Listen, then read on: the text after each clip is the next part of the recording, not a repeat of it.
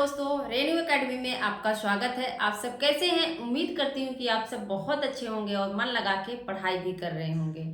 दोस्तों, हमने बोलियों को बहुत ही अच्छे तरीके से याद कर लिया है। उनके क्षेत्र, उनकी उपबोलियाँ, जो भी बोलियों से प्रमुख कथन थे, प्रमुख जो है तथ्य थे, हमने उसको बता दिया है और एकदम आसान तरीके से ट्रिक्स के माध्यम से हमने याद कर लिया है।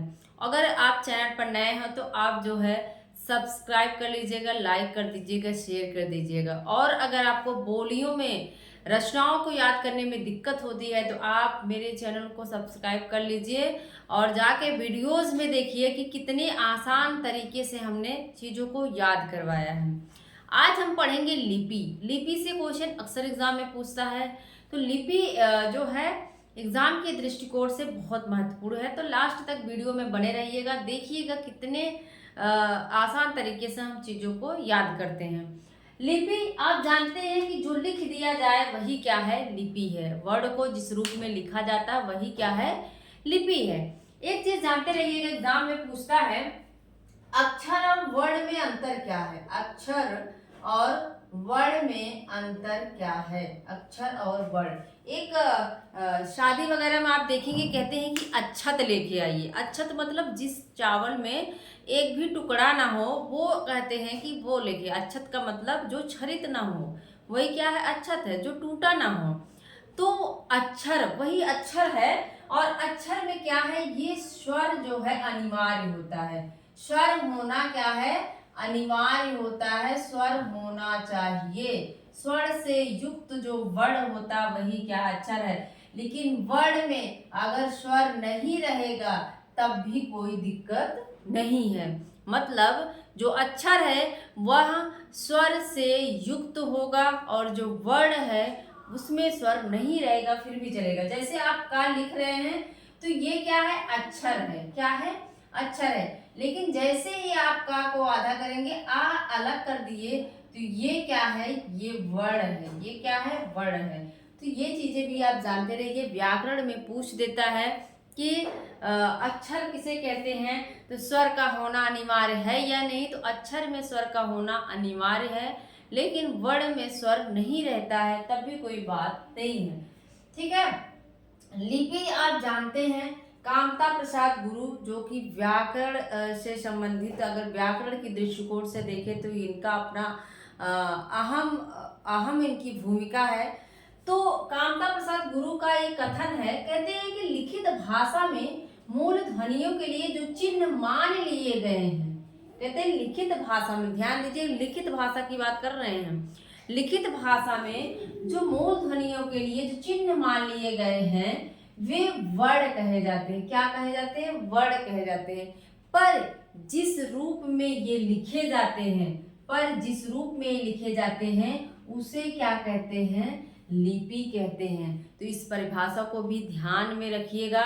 परिभाषा ही देके पूछ लेगा किसने कहा है, तो आप जानते रहिए कि यह बात कौन कह सकता है? गुरु कह सकता है। 2 बार कहते कहलाते आ रहा है तो गुरु ही इस चीज को समझा सकता है कि वर्ण कहलाते हैं। और वर्ण को समझा के उसके बाद उसी में से इन्होंने लिपि को भी समझा दिया कि जिस रूप में वर्ण लिखे जाते हैं वही क्या है? लिपि है। ठीक है, वही क्या है? लिपि है। लिपि में एक चीज पूछेगा, देखो लिपि का विकास, जो लिपि का विकास है वो पहले ऐसे नहीं कि पहले से ही ब्राह्मी लिपि जो है एकाएक ऐसे आ गई। पहले से ऐसे नहीं। लिपि क्या था? सबसे पहले लिपि चित्र लिपि थी। पहले आप देखेंगे अजंता एलोरा की गुफाओं में आप जाएंगे क्या? आप चित्र के माध्यम से भी देख सकते हैं। छोटी कक्षाओं में बहुत सारे जो चित्र रहते हैं, तो क्या रहता है कि वो पहले चित्र के माध्यम से, पहले लिखा नहीं जाता था, पहले चीजों को चित्र के माध्यम से जो है दिखाया जाता था। आप देखेंगे बुद्ध को कहीं जो है बैठे हुए दिखाया गया है, कहीं गृह त्याग करते हुए दिखाया गया है, तो चित्र के माध्यम से जो है अपने विचारों को प्रकट किया गया है। तो सबसे पहले आप क्या देखेंगे? क्या रहता है? चित्र रहता है। सबसे पहले क्या रहेगा? चित्र। और उसी चित्र के बाद फिर से सूत्र, फिर एक सूत्र में बांधा जाता है।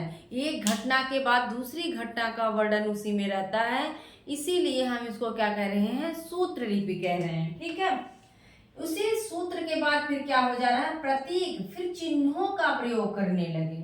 फिर क्या हुआ, प्रतीक लिपि आ गई सूत्र के बाद कि हम चिन्हों के माध्यम से अपने भाव को व्यक्त करने लगे, अपने विचारों को व्यक्त करने लगे। ठीक है, और प्रतीक के बाद फिर क्या हो जाएगा, भाव निकल के आएगा अपने भाव के माध्यम से। जैसे अभी देखेंगे भाव व्हाट्सएप पे चलता है, रोने का इमोजी, हंसने की इमोजी, और जो है क्या है, रोने की इमोजी, हंसने की, चश्मा लगाने वाली इमोजी, सारी इमोजियां जो है दिखती हैं। तो वही चीज है कि अपने भाव फिर जो है भाव दिखाई देने लगते हैं लिपि में। और उसके बाद निकल के आती है ध्वनि लिपि, और इसी ध्वनि लिपि से आप देखेंगे कि एक अक्षरात्मक लिपि है, एक क्या है, वर्णात्मक लिपि है। अक्षरात्मक में आप जानते हैं जो देवनागरी है कैसी है, अक्षरात्मक लिपि है।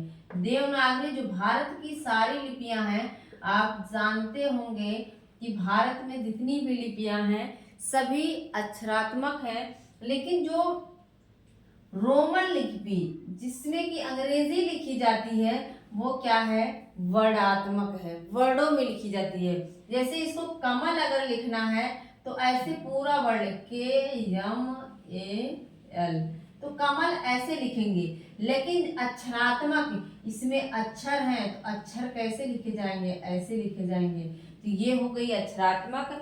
और जो वर्णात्मक है, वर्णात्मक वो ये रोमन लिपि हो गई। ठीक है, अंग्रेजी में जो लिखी जाती हैं। तो अब इसको रिलेट कैसे, याद कैसे करें, क्योंकि इतनी सारी चीजें तो याद रहेंगी नहीं। पहले चित्र था, फिर जो है सूत्र आया, फिर प्रतीक आया, फिर भाव आया। तो इसको रिलेट करिए थोड़ा सा। देखिए जो चित्र है, चित्र के बाद आप देख रहे हैं त्रा आया है, और उसके जस्ट बाद ही त्रा वाला होना चाहिए। जैसे आपको दे देगा कि लिपि का विकास को कालक्रम से लगाइए, तो कालक्रम में आप कंफ्यूज हो जाएंगे कि चित्र पहले आएगा, भाव पहले आएगा, ध्वनि पहले आएगा, कि जो है प्रतीक पहले आएगा। तो रिलेट कर लो, चित्र के त्रा के बाद जस्ट त्रा वाला ही नाम आएगा। त्रा के बाद जस्ट त्रा वाला, पहले चित्र होता है, फिर उसके बाद सूत्र लिपि का होगी, और सूत्र से क्या होगा, प्रतीक। सूत्र से क्या देखेंगे कि सूत्र में क्या है, मंगल सूत्र है ना। मंगल सूत्र किसका प्रतीक है, शादीशुदा का प्रतीक है, शादी का प्रतीक है कि हाँ शादी हो गई है। तो जब सूत्र मतलब मंगल सूत्र, ऐसे रिलेट कर लो, जब कोई मंगल सूत्र पहन ले तो क्या हो जाएगा, वो प्रतीक दिखाई देने लगता है भाई कि ये शादीशुदा है। ठीक है, और उसी प्रतीक से क्या जुड़ा हुआ है, भावनाएं भी जुड़ी हुई हैं, पति के साथ भावनाएं भी जुड़ी हुई हैं। और उसी भाव के बाद क्या हो जाएगा, ध्वनियां शुरू हो जाती है। पहले तो बड़े भाव दिखते हैं, बड़ा प्रेम दिखता है, उसके बाद लड़ाई झगड़ा शुरू हो जाता है, मतलब ध्वनि होना शुरू हो जाता है पति पत्नी में। फिर से देखो, त्रा, चित्र के बाद सूत्र आएगा, सूत्र, त्रा के बाद ही त्रा वाला आना चाहिए। अब आपको नहीं समझ आ रहा है सूत्र के बाद क्या आएगा, तो याद करो, सूत्र मतलब मंगल सूत्र, और मंगल सूत्र क्या है, एक प्रतीक है, और प्रतीक से ही तो भावनाएं जुड़ी हुई हैं। प्रतीक से ही क्या जुड़ी हैं, भावनाएं जुड़ी हुई हैं। और भावना के बाद क्या हो जाएगा, ध्वनि निकलेगी। भावना के बाद क्या निकलेगी, ध्वनि। देखो प्राचीन समय में, हमने एक चीज यहाँ लिखा हुआ है, प्राचीन समय में 3 लिपियां प्रसिद्ध थी, और उसमें सिंधु लिपि, आप जानते हैं कि हड़प्पा सभ्यता, मोहनजोदड़ो, ये सारे जो है सभ्यता को जानते होंगे। तो जो उस समय लिपि थी वही थी, यही वाली थी, क्या थी, हड़प्पा के समय। और जो मोहनजोदड़ो सभ्यता है, जो हिस्ट्री पढ़े होंगे, थोड़ा सा भी जिनको नॉलेज होगा वो जानते होंगे, हड़प्पा मोहनजोदड़ो के समय की जो लिपियां थी उसको क्या कहा गया, सिंधु सभ्यता की लिपि, सिंधु घाटी की लिपि। ठीक है, अब देखो इसके बाद एक और है खरोष्ठी लिपि। क्या है, खरोष्ठी लिपि। खरोष्ठी लिपि कहते हैं कि शहबाजगढ़ी और मानसेरा, ये पंजाब के जिले हैं, मानसेरा और शहबाजगढ़ी, वहां पर जो लिपियां प्रसिद्ध थे, कहते हैं कि वहां पे जो है इन लिपियों के अभिलेख मिलते हैं। और अशोक सम्राट अशोक का नाम सुना होगा कि सम्राट अशोक के अभिलेखों में इस लिपि का जिक्र, इस जो लिपियां जो मिली हैं, जो लिखे हुए अभिलेख मिले हैं, वो किस लिपि में मिले हैं, खरोष्ठी लिपि में मिले हैं। ठीक है, और कहते हैं कि ये कैसे लिखी जाती है। याद रख लीजिए, हम लोग कैसे लिख रहे हैं, बाएं से दाएं जा रहे हैं, लेकिन ये लिपि ऐसे इधर से चलती है जैसे उर्दू लिखा जाता है। तो ये क्या है, दाएं से बाएं, हमेशा एग्जाम में पूछा जाता है। हम लोग कैसे लिख रहे हैं, बायां ये है तो बाएं से दाएं जा रहे हैं, लेकिन इनका क्या है, ये दाएं से बाएं आते हैं जैसे उर्दू लिखा जाता है। तो आप एकदम से अपने जहन में बैठा लीजिए, जो खरोष्टी लिपि है वो दाएं से बाएं लिखी जाती है। क्या है, दाएं से बाएं लिखी जाती है। और हरदेव बाहरी कहते हैं कि ये ना तो वैज्ञानिक है ना ही पूर्ण है, ये कुछ भी नहीं है। कहते हैं कि इसमें जो 37 वर्ण हैं, 37 वर्ण हैं खरोष्टी लिपि में, ये भी जो है अरमाइक के हैं। किसके हैं, अरमाइक के हैं। और कुछ और लिपियों से बताते हैं कि इसमें भी अपना इनका कुछ नहीं है, ये जो है और लिपियों से लिए हुए हैं। कहते हैं ये ना पूर्ण है ना ही वैज्ञानिक है। ठीक है। और कहते हैं कि जो खरोष्टी लिपि है ये गधे की पीठ पे, जैसे गधे की पीठ पे लिखी हुई ऐसे मालूम होती है, गधे की ओष्ठ की तरह होती है, इसीलिए खरोष्ट कहते हैं। क्या कहते हैं, गधे की ओष्ठ की तरह होती है। और भी विद्वान कहते हैं कि ये गधे की पीठ पर जो है, गधे की खाल पर लिखी जाती है, इसलिए इसका नाम खरपृष्ठी या खरोष्टी है। ठीक है, गधे की होठ की तरह होती, ओष्ठ की तरह, इसीलिए इसे खरोष्टी कहा जाता है। आप सब जानते रहिए। ब्राह्मी लिपि जहां से क्या निकली है, देवनागरी। जहां से क्या निकली है, देवनागरी निकली है। ब्राह्मी के उत्तरी रूप से, इसको भी अगली वीडियो में देखेंगे, देवनागरी के बारे में पढ़ेंगे। तो कहते हैं कि ब्राह्मी लिपि के जो साक्ष्य मिलते हैं कहाँ से, बस्ती जिले के पिपराला और अजमेर के वड़ली नामक स्थान से जो है इसके जो है ब्राह्मी लिपि के साक्ष्य मिलते हैं। ठीक है, तो ये सारी चीजें आप सब जानते रहिए, एग्जाम में पूछेगा। और देवनागरी लिपि में अगर पूछे कितने वर्ण होते हैं तो 52 वर्ण होते हैं, जानते रहिए। बस्ती, पिपराला, अजमेर, बड़ली नामक गांव में जो है ये ब्राह्मी लिपि के साक्ष्य मिलते हैं। ठीक है, और यही सारी चीजें लिपि से पूछता है, तो आप सब जानते रहिए। अक्षर वर्ण को अपने दिमाग में रखिएगा कि अक्षर में जो है उसमें स्वर होता है, लेकिन वर्ण में स्वर नहीं होता है, स्वर अनिवार्य नहीं होता है।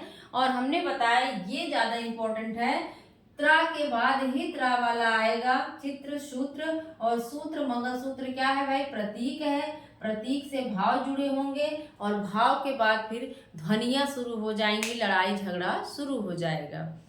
तो आप लोगों को मुझे लगता है कि लिपि समझ में आ गया होगा, उसके विकास क्रम को आपने याद कर लिया होगा। तो ऐसे वीडियो आपको देते रहेंगे, मिलते हैं अगले वीडियो में। Thank you.